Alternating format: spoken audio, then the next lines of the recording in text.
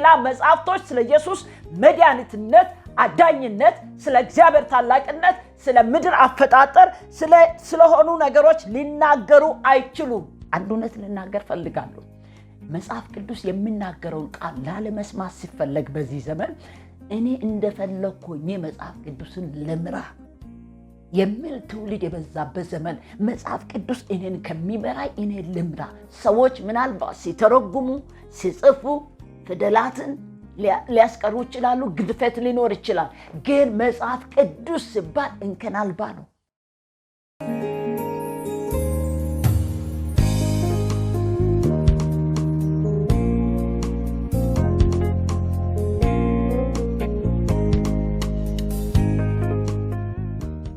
ሰላም ለእናንተ ይሁን ቅዱሳን እንዴት ናችሁ የእግዚአብሔርን ቃል ዛሬ ከእናንተ ጋር ሁለተኛ ጢሞቴዎስ ምዕራፍ 3 ቁጥር 16 እና 17ን ብቻ አንብቤ በዛ ቃል መሰረት እናያለን እንደዚህ ይላል ለጌታ ክብር አነባለሁ የእግዚአብሔር ሰው ፍጹምና ለበጎ ሥራ ሁሉ የተዘጋጀ ይሆን ዘንድ የእግዚአብሔር መንፈስ ያለበት መጽሐፍ ሁሉ ለትምህርት ለተግሣጽ ልብን ለማቅናት በጽድቅ ላለው ምክር ደግሞ ይጠቅማልና ጸልየን ወደ ቃሉ ሐሳብ እንሄዳለን እግዚአብሔር አምላካችንና አባታችን ሆይ በዘመናት መካከል ሁኔታዎች ሲያልፉ ቃል ስለማያልፍ ነገሮች ሁሉ ጌታው ሲቀያየሩ ቃል ስለማይቀያየር አንተ በቃል ላይ ደግሞ የበላይ ስለሆንክ አንተው ራስህ ቃል ስለሆንክ በኢየሱስ ስም እናመሰግናለን መጀመሪያ የነበረ ዓለማትን የፈጠረ ይሄን ግዑዝ የሚታየውን የማይታየውን ወደ መኖር ያመጣው የቃልን ስልጣን ጌታ ሆይ በዚህ ዘመን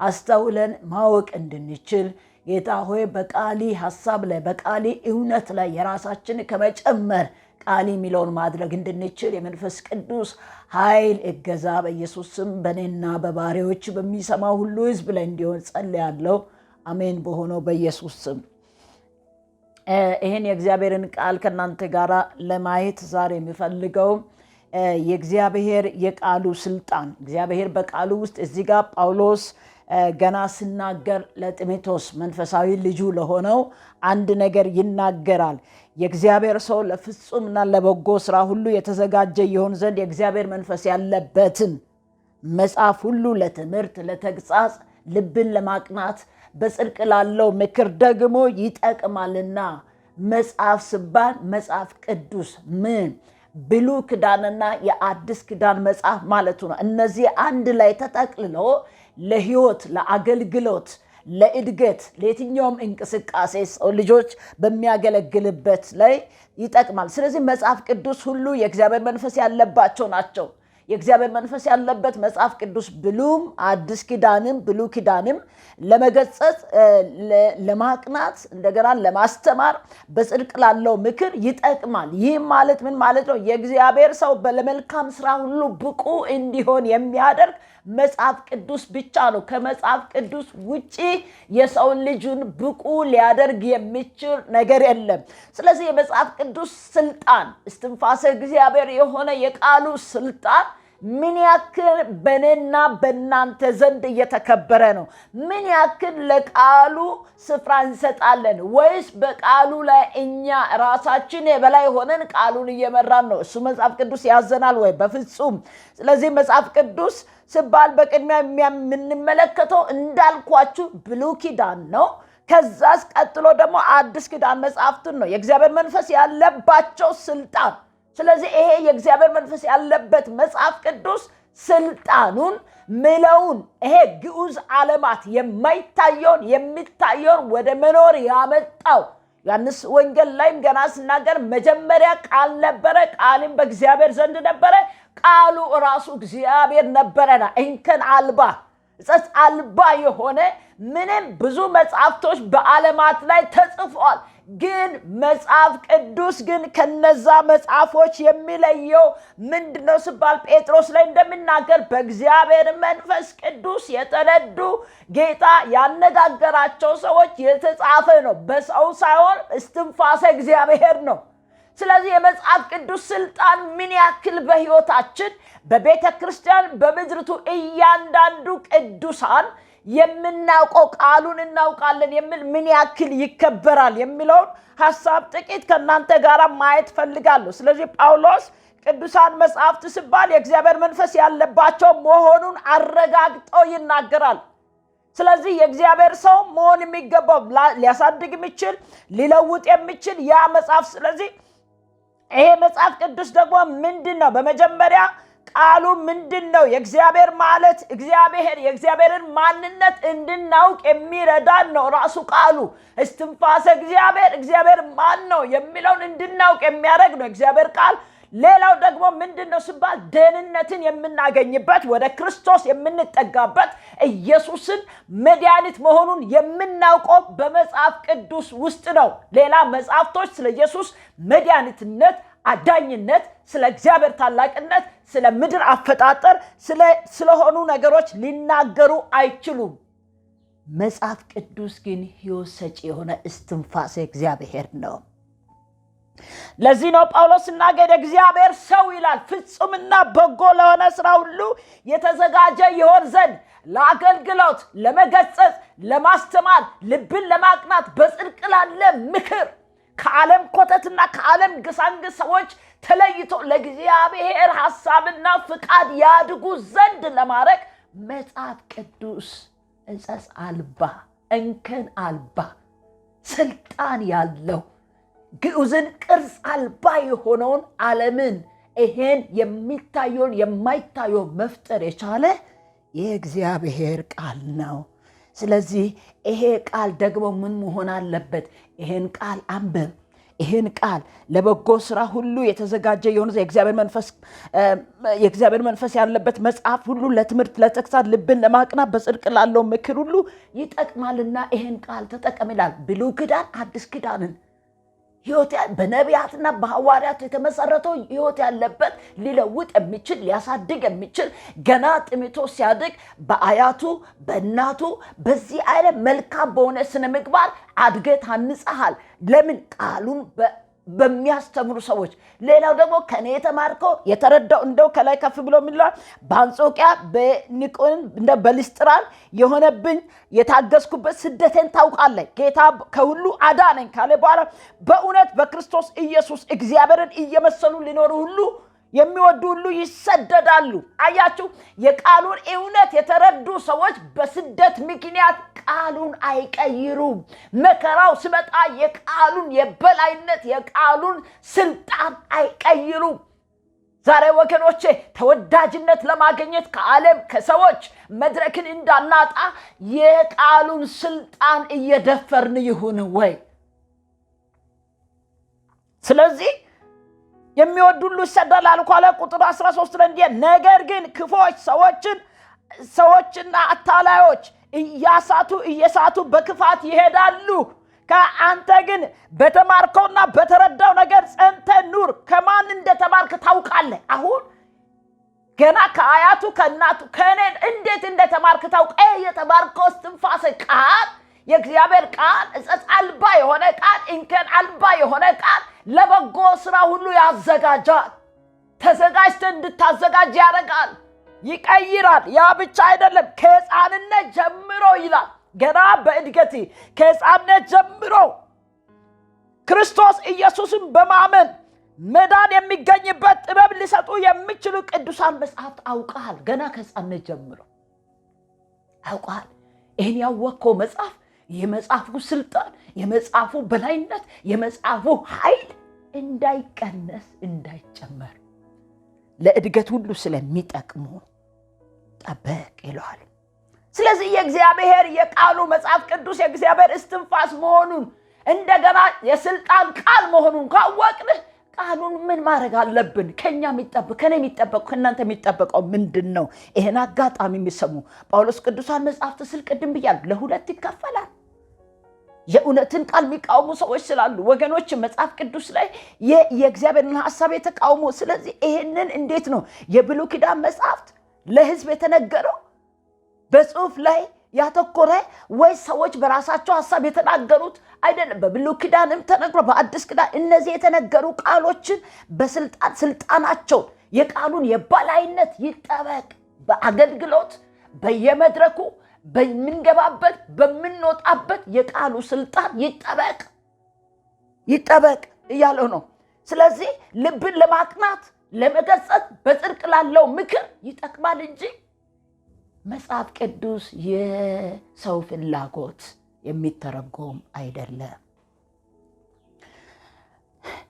ጌታ ኢየሱስ ክርስቶስም ራሱ የቅዱሳን መጽሐፍትን ዝርዝር ጉዳይ ሲናገር ምንድነው ያለው? የእግዚአብሔር መንፈስ ያለበት መሆኑን አስተምሮ ይሄ ይላል። ማቴዎስ 5:18 ላይ ሲናገር እንደሱን ቃል ላነብ ፈልጋለሁ። ማቴዎስ 8:18 ላይ እንደዚህ የሚል ቃል አለ። ማቴዎስ ማለት ተራራው ትምህርት ላይ ማቴዎስ 5 ምዕራፍ 5 ቁጥር 18 ላይ እንደዚህ ይላል። እነዚህን ስለ ቅዱሳን መጽሐፍት ራሱ ኢየሱስ አምላክ ሆኖ የተናገረው ላንብበው።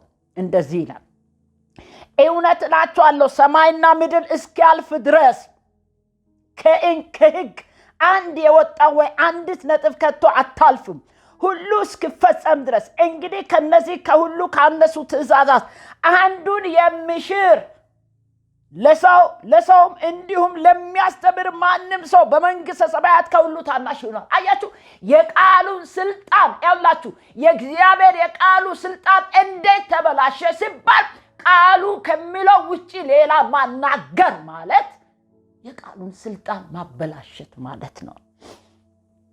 በጣም ይሄን ልናገር ፈልጋለሁ። ስለዚህ የሚያስተምር ማንም ሰው በመንግሥተ ሰማያት ከሁሉ ታናሽ ይሆናል። የሚያደርገውን ግን የሚያስተምር ሚለውን የሚናገረውን የሚናገር ወይ የሚያስተምር በመንግሥተ ሰማያት ታላቅ ይባላል። የመጽሐፍ ቅዱስ ስልጣን አይነካ። የመጽሐፍ ቅዱስ ስልጣን ይጠበቅ። እስትንፋስ እግዚአብሔር ስለሆነ እንከን አልባ ስለሆነ መጽሐፍ ቅዱስ ሙሉ በሙሉ የእግዚአብሔር መንፈስ ያለበትን መካድ ማለት የጌታችን የኢየሱስ ክርስቶስን አስተምሮ አምላክነቱን መናቅ ማለት ነው። መናቅ ማለት ነው። በሐዋርያት መሰረት ላይ ታነጸውን የእውነትን ቃል መናቅ ማለት ነው። ምስክርነቱን ወደ ጎን መተው ማለት ነው። የኢየሱስን አምላክነቱን ወደ ጎን። መጽሐፍ ቅዱስ የእግዚአብሔር አሁን ያላችሁ አንድ እውነት ልናገር ፈልጋለሁ። መጽሐፍ ቅዱስ የሚናገረውን ቃል ላለመስማት ሲፈለግ በዚህ ዘመን እኔ እንደፈለኩኝ መጽሐፍ ቅዱስን ልምራ የሚል ትውልድ የበዛበት ዘመን፣ መጽሐፍ ቅዱስ እኔን ከሚመራኝ እኔ ልምራ። ወገኔ የመጽሐፍ ቅዱስ ስልጣን ይጠበቅ። እኛን እሱ ይመራናል እንጂ እኛ እሱን አንመራም። ምናልባት ሸምድደ ስላነበብከው፣ ምናልባት ከዘፍጥረት እስከ ራእይ ስላወቅከው ወይ ስለተማርከው ብዙ ቴዎሎጂ ስለደራረብነው ወይ ስላወቅነው መጽሐፍ ቅዱስ አውቀን ጨርሰናል ማለት አንችልም። አይ ተምሬያለሁ እስከሚበቃ ብለን ደግሞ ስልጣኑ እስትንፋሰ እግዚአብሔር ላይ የራሳችን ሐሳብ መጨመርም መቀነስም አይቻልም። ይሄው ኢየሱስም በተራራው ትምህርት ላይ ያስጠነቀቀው ይሄ ነው። ከሚለው ውጪ የሚያስተምር በእውነት ዛሬ መድረኮች ቢፈተሽ የመጽሐፍ ቅዱስ ስልጣን እየተጠበቀ ነው ወይ? የእግዚአብሔር ሰው ባህሪ የመጽሐፍ ቅዱስ ስልጣንን ጠብቆ ማስተማር ነው፣ መገሰጽ ነው፣ መምከር ነው። ወገኖቼ በጽድቅ ወዳለው ምክር ሁሉ ማምጣት ነው እንጂ ፍላጎት እየተናገሩ ማዘለል አይደለም። ስለዚህ የመጽሐፍ ቅዱስ ስልጣን ምስክርነቱን ወደ ጎን መተው፣ በተጨማሪ ዕፀፅ አልባ ከመሆኑ ባሻገር መጽሐፍ ቅዱስን ዕፀፅ አልባ መሆኑን አቃሎ ማየት እጅግ ዋጋ ያስከፍላል። እግዚአብሔር ስራው በመንፈስ ቅዱስ ምሪት ሊሰራ ሳለ እኛ የእግዚአብሔርን ስራ በራሳችን የምናደርግ ከሆነ የመጽሐፍ ቅዱስ ስልጣንን እንቃለን ማለት ነው። ስለዚህ አንድ እውነት ልነግራችሁ እፈልጋለሁ። መጽሐፍ ቅዱስ ዕፀፅ አልባ የሆነ እግዚአብሔር የሰውን ዘር ሁሉ በክርስቶስ ኢየሱስ ለማዳን የሰጠው የማዳን እውነት ነው፣ የማዳን ወንጌል ነው መጽሐፍ ቅዱስ። ስለዚህ የማዳን ኃይል ስላለው፣ የማዳን ጉልበት ስላለው፣ የማዳን ስልጣን ስላለው የመጽሐፍ ቅዱስ ስልጣን አይነካም። የሚለውን የሚናገረውን እያደረግን እንሄድ። ስለዚህ መጽሐፍ ቅዱስን እዚህ ጋር ትዝላችኋል። ሙሴን የተቃወሙ ሰዎችን ጳውሎስ ሲናገር ኢያኔስና ኢያንበረስ የሚባሉ ሰዎች እነዚህ ሙሴን እንደተቃወሙ ይላል።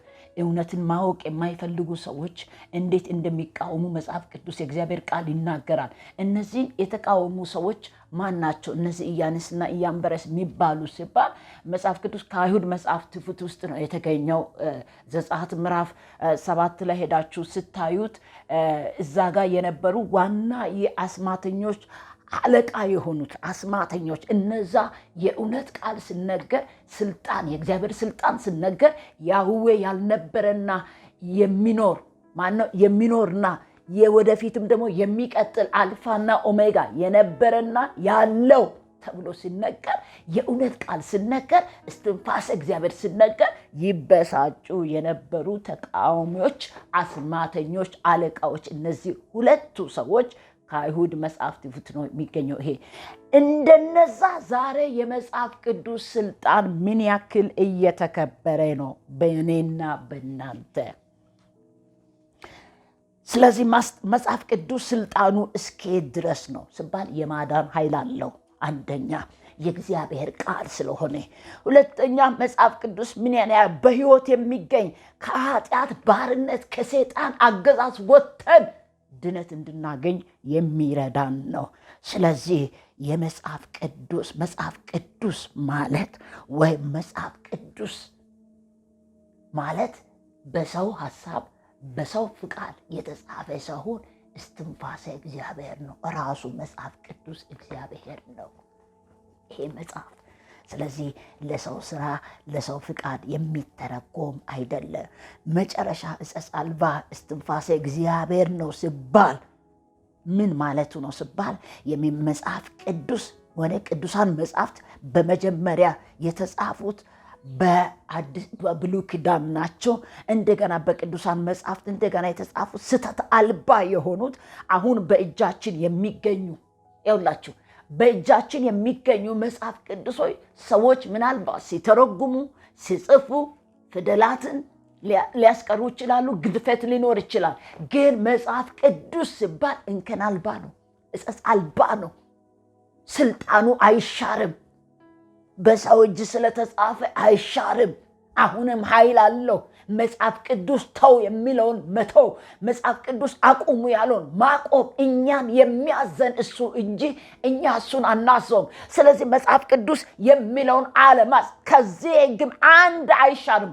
ይህ መጽሐፍ ይህ የሚለውን ቃል ይሄ የሚናገረው የሕጉን ቃል የሚያስቀር ይላል፣ እንደገና ደግሞ የሚጨምር ይላል።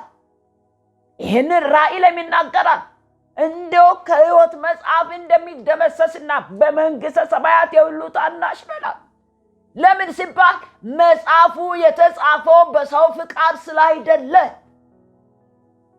እግዚአብሔር በሰው ፍቃድ የሚመራ አምላክ ስላይደለ። በአሁን ዘመን በዕብራይስጥና በግሪክ የተጻፉ መጽሐፎች እነዚህ ሲተረጎሙ የትርጉም ወይ የቃላት ግድፈት ሊኖር ይችላል ሰው ሲጽፍ። ግን ያ ማለት መጽሐፍ ቅዱስ እንከን አለው ማለት አይደለም። ዛሬ የእግዚአብሔር መጽሐፍ ቅዱስ ስልጣን እንዴት ነው እየተደፈረ ያለው? የመጽሐፍ ቅዱስ የበላይነት ስልጣኑ እንዴት ነው እየተነካ ያለው? ከተናገረው ቃል ውጪ አስተምሮ እየተሰጠ ነው። ከተናገረው ቃል ውጪ እየተሰበከ ነው። ከተናገረው ቃል ውጪ እኛ አሁን ትኩስ እንናገር ውስጥ እየተባለ ስልጣኑ እየተደፈረ ነው። የመጽሐፍ ቅዱስ ስልጣን አይነካ አይደፈር። ስለዚህ ኢየሱስ ክርስቶስ የሰጠውን አስተምሮን ወደ ጎን መተው ማለት መንፈስ ቅዱስ የተናገረውን ሐሳብ አለመቀበል ማለት ተጠያቂ ያደርጋል። ስለዚህ ነው ይህ ቃል ከሚያልፍ ሰማይና ምድር ቢያልፍ ይቀላል። ማን ነው ቃሉ? ራሱ እስትንፋሰ እግዚአብሔር ስለሆነ። ስለዚህ የቃሉ ስልጣን ምን ያክል ነው? በዚህ በቃሉ ስልጣን እኔ እንድሰለጥን አንቺ እንድሰለጥን ተሰጥቶናል? አልተሰጠንም።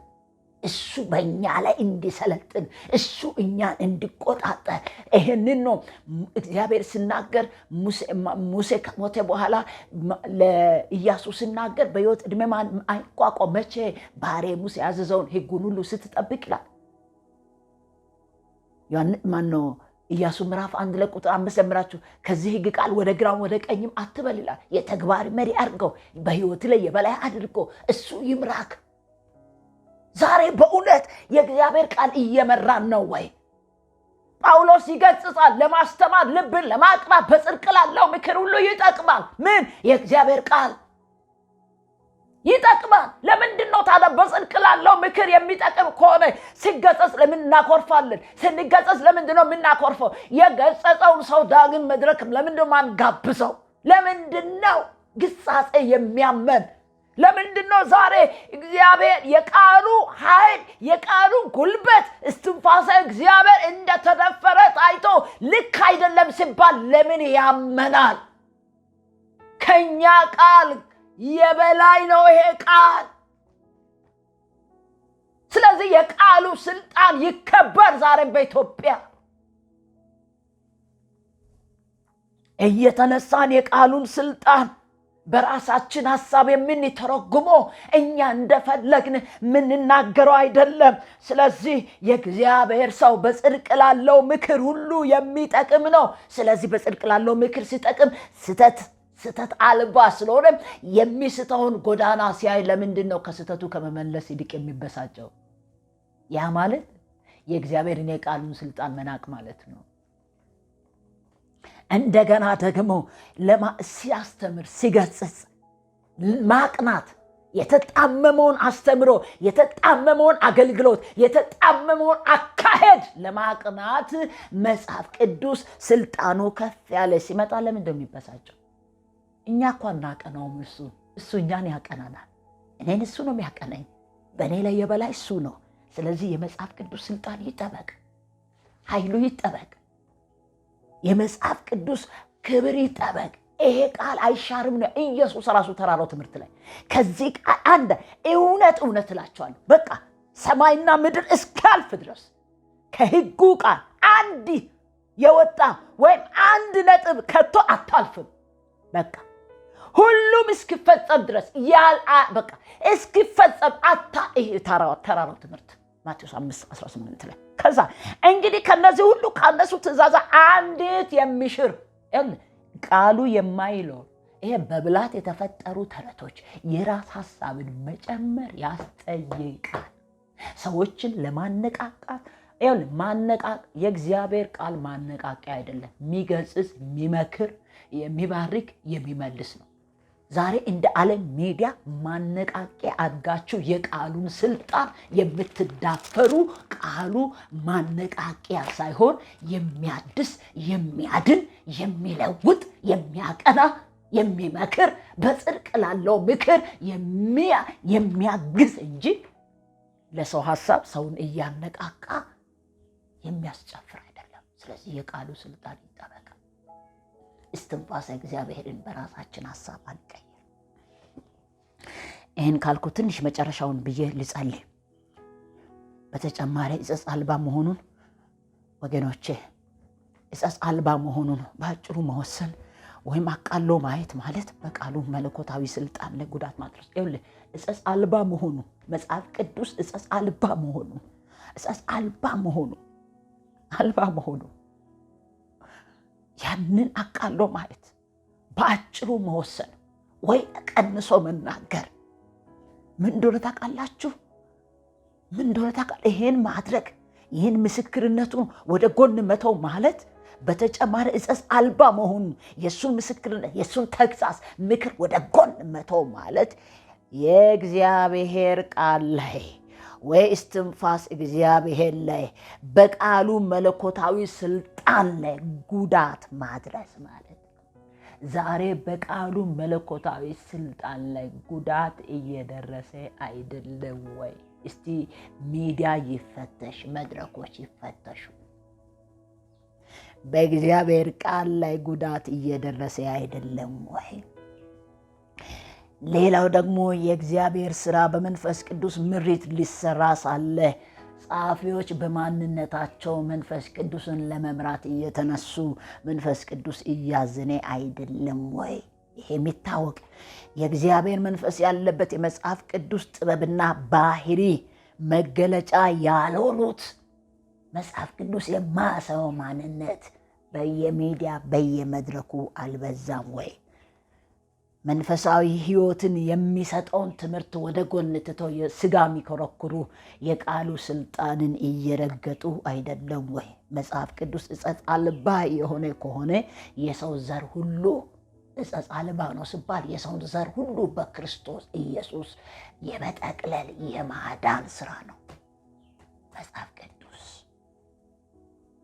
የሰው ዘር በክርስቶስ ኢየሱስ ለማዳን የተሰጠ የሚሰራ ትክክለኛ የሆነ ትክክለኛ ምክር የሚሰጥ የሚገስጽ ተወዳዳሪ የሌለው ወደፊትም እሱን የሚወዳደር ሌላ መጽሐፍ የማይገኝለት እንከን አልባ የሆነ የሰው ዘር አቃሎ የማያዩት የሃይማኖት ቤተ ተቋማት ወገኖቼ አዋጅ ከእግዚአብሔር ቃል ስልጣን ጋራ ከቶ አይስተካከሉም። ይኸውልህ የሃይማኖት አዋጅ የእግዚአብሔር የቃሉን ስልጣን ሊረግጥ አይችልም።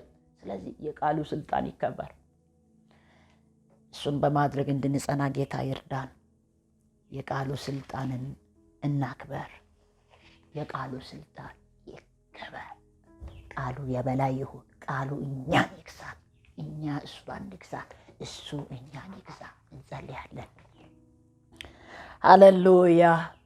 መንፈስ ቅዱስ አንተኛን እንድትገዛ ቃል የበላይ ነው። የእግዚአብሔር ሰው ለበጎ ሥራ ሁሉ መልካም የሆነው ማድረግ እንድችል የእግዚአብሔር መንፈስ ያለበትን ቃል ልብን ለማቅናት በጽድቅ ላለው ምክር ይህንን ዕፀ አልባ የሆነውን ቃሉ ማንበብ መማር፣ በዚህ ቃል ትውልድን ማቅናት፣ ለራስ ቀንቶ መሄድ አስፈላጊ። ዛሬ ቃልን ወደ ጎን ብሎ የቃልን ስልጣን የሚነኩ አስተምሮች፣ የቃልን ስልጣን የሚነኩ አዋጆች፣ የቃልን ስልጣን የሚነኩ ንግግሮች እግዚአብሔር ሆይ አንተን ሐሳብን ፍቃድን ጌታ ሆይ እየነካ ዛሬ ምድራችን በጊዜ እንኳን ያንተ ሐሳብ ያንተ ፍቃድ በምድራችን ላይ እንዳይዘረጋ እጅ እንዳይመጣ የወቅቱ ዝናብ እንኳን እንዳይሰጥ ያደረገ የኛ አመጽ ነውና አባቶች ስለተደፈረው ስለ ቃሊ ስልጣን ስለ እውነት ቃል ስልጣን ለእኔና ለሕዝብ የምህረት እጆች እንዲበጡ አባቶይ ቃሊ የበላይ ስለሆነ ይሄን ቃል በምንም እንዳንሽር፣ ይሄን ቃል በምንም እንዳንለውጥ፣ ይሄን ቃል በሰው ቃል እንዳንቀይር፣ በዚህ ቃል ለእኛ የራሳችን ሐሳብ በመጨመራችን በድለናልና የምህረት እጆች ለእኔና ለሕዝብ እንዲመጣ እኔ ጸልያለሁ። ቃል የበላይ ሆኖ እኔን ይግዛ፣ ሕዝብን ይግዛ፣ ቤተ ክርስቲያንን ይግዛ፣ ኢትዮጵያን ይግዛ፣ ዓለም ዳርቻን ይግዛ፣ መንግስታትን ይግዛ፣ ሃይማኖት መሪዎችን ይግዛ፣ ምእመኑን ይግዛ። ቃል የበላይ ይሆን። ሁሉ ላንተ ክብር ይሆን። አሜን። በሆነው በኢየሱስ አሜን።